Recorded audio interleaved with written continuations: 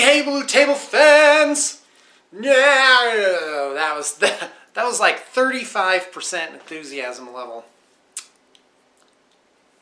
All right, so guys, listen. I got a topic to talk about, and please, in the comments, leave new topics for me to ramble on about, and hopefully I can make your dishwashing be more pleasant. That's my purpose in life. Okay, so this set comes from Clan Orange Chicken, so thanks. It says, Topic 1. Do you think a game can be good if you just let the dice tell the story in a general way? Or do you think you must recreate reality with physics and game mechanics? In Vampire the Masquerade role-playing game, the storyteller would just say, okay, you want to jump up the roof of a house? Okay, roll 4 successes. Then when the player fails, the DM just says, your feet hit the edge of the roof and you fall. The player just accepts the storyteller's idea and the storyteller moves on.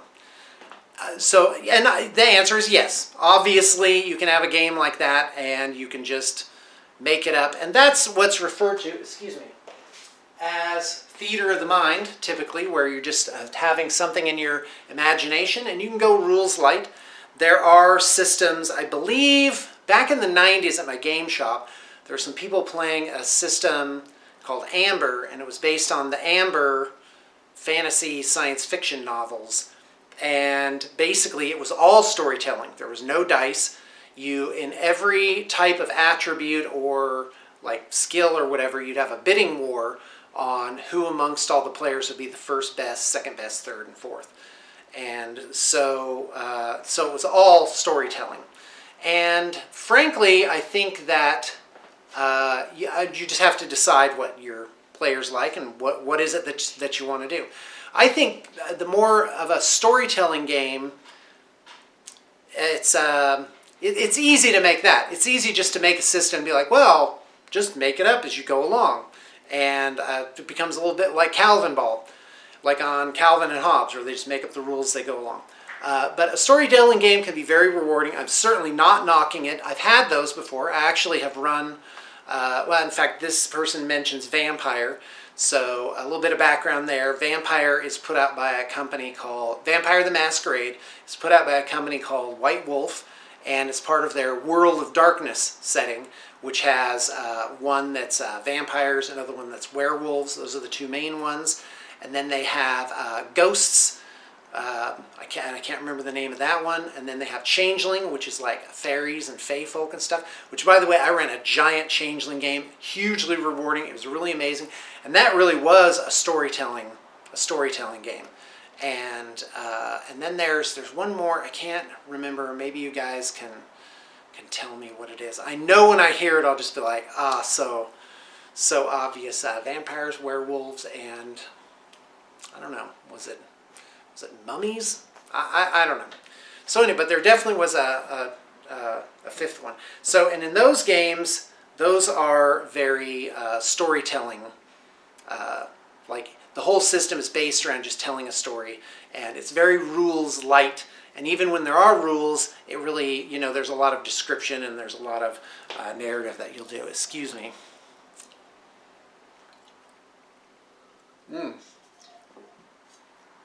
So, by the way, I would love to do a podcast. If there's anybody out there that would like to set something up with me where maybe we interview people or we just discuss something, I think that'd be a lot of fun. I'd love to have some guests on. Today I was approached by a guy that's starting up a convention, like a yearly convention out in Tennessee. And I'll talk more about that separately. And that was a super interesting conversation. It was really great. So the answer is a game can be good either way. You can have a very crunchy game with a lot of rules. Now for the system that I'm making, it's super crunchy. But it goes both ways, because the system that I'm making has 2 different modes that you shift in and out of during the game. And one is RP, that's how I've codenamed it, role-playing. And that's very broad strokes. And the powers that you purchase translate into RP in a very general storytelling sort of way. But when you go to what's called tactical combat, that is a miniatures battles game akin to a skirmish game. And there's a lot to it. Oh boy, it's really something. And yeah, it's basically the DM against the players, or a DM and an assistant DM against the players. And so that's what it is. I made a system I thought I might enjoy. And in fact, it's completely Sean-centric. So anyway, that's question one. Another one from Zelinfilter8. Great Ramble, future topic. Which Wargaming Low, 40k, Sigmar, Warmahordes have you resonated with during your miniatures career? First off, when I'm playing a miniatures battles game, I usually skip past all the fluff. I just want to know the rules, and I play the game for what it is. However, early in the 90s, I was in love with the Eldar guys. I loved them. I loved them so much, and I still do. It's really wonderful, and I love the whole idea. I think Games Workshop really took an old idea of elves, and they breathed a new and interesting life. Excuse me. In them. For their own game. So fantastic. I absolutely love it. And again, making my own system, it's just been so incredible. Like, just these ideas have just come out, and I've been up late many a night. When I start working on my book, time goes out the window. It'll be 10, 11, 12, 1 a.m., 2 a.m., and I'm just typing and typing. Like I said, in a previous video, I recently hit 122,000 words. So I'm strongly into the area of novel length thing.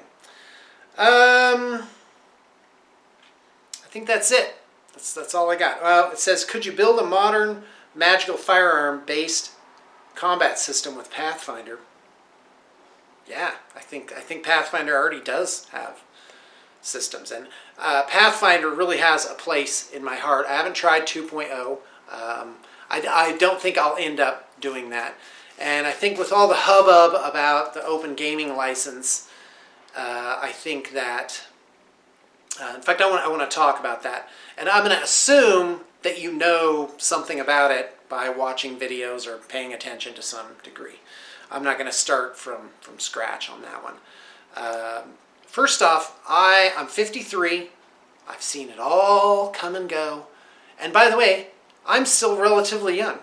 So, and I'm like, oh, am I going to get more jaded than this? And so I've seen a lot of things come and go, and on my Facebook page and this YouTube channel, guys, I don't get uptight about things. Because every time something comes up and it seems like everyone's like all up in arms about it, I'm like, well, just give it a month or two or a year or 5 years. It all just blows over. And so I'm more interested in hearing about how your life is going, and how's your family doing? What projects are you working on? That's way more interesting than views on this and that. He said just before giving his view on this and that. So anyway, the Open Gaming License 1.1, for me, it's already too late. Those companies can't be trusted, and how can you have a deal and then change the deal later on, and then change the deal? It's just more. It's just going to be more terribleness. And companies aren't dumb. They have a whole room full of lawyers who figure all this out. It's all been sorted out ahead of time and thought out ahead of time. And reserves of money have been set aside to weather the storm of fan discontent until, even up to the point where it's like, well, maybe 20 years later, it'll be a new generation. Those people all die off, and we can just get this new generation that doesn't know anything about it, and we'll end up with them. And so it's long game, guys. And but I don't know. I don't know if I'll be able to get anything more to do with Magic or Dungeons and Dragons. And It's really struck a nerve. But with everything that happens, well, guess what? Something else happened. There's an opportunity associated with that. And guess who's coming out with a new book? Well, I'm sure as hell I'm not using as a basis the Dungeons and Dragons system. That's quicksand, so no thanks. But guess what? Anybody can make a system. It doesn't take a genius to make a system. When I was 13, on a dot matrix printer, I made a system where the intro was like, I don't think Dungeons and Dragons is very good. Here's my own thing. And here, and at age 50, I was looking at it again. I'm just like, 13-year-old Sean, you did a good job. Like, you really made something that made some sense. And now I've played like a zillion different systems. I've seen it all, played it all, and now I'm like, yeah, I could create my own thing, and maybe that will be, at the very least, useful for me. And so my goal is, in the next year to 2 years, is to create 50 finished copies of my own thing, and probably give some away and then sell some. And it could become something. I mean, a lot of people, when they get in their 50s and 60s and 70s, they create something, they live a new life, something new and interesting happens to them. And I gotta tell you, I would be up for that. So, what else? And just a note, I love blue table painting. I have plans for expanding it, and but after 19 years, I'm just steering it with one hand. Like, I already know what to do. I get up in the morning. I do not get up in the morning and dread going to work. I love filling out those spreadsheets, corresponding with clients. I don't know why I'm going like this, typing. And it's good. And I love miniatures. I never get tired of them. My pile of shame is never very large because I'm always painting it. And no matter how busy I am, I always make time to paint my own stuff. Set aside a tiny little fund for my own enjoyment, because then what is life for? You gotta just keep going on something that you love. All right, guys, well, that's what I have for you today. I hope you've enjoyed. And by the way, if you want to email me, I have an email in the liner notes. If you want to email me and tell me your email, I will put you on a newsletter list that I've been sending out to just a very limited number of people. So, but I do have a newsletter, and yeah, so there's that. I doubt I will get very many takers on that, but it doesn't matter. If you like or subscribe, if you like this video or subscribe to the channel, it doesn't matter, because I'm not doing it for that. I'm just absolutely having a good time. All right, what else? I'll keep you posted on my homebrew thing. I'm pretty excited about it.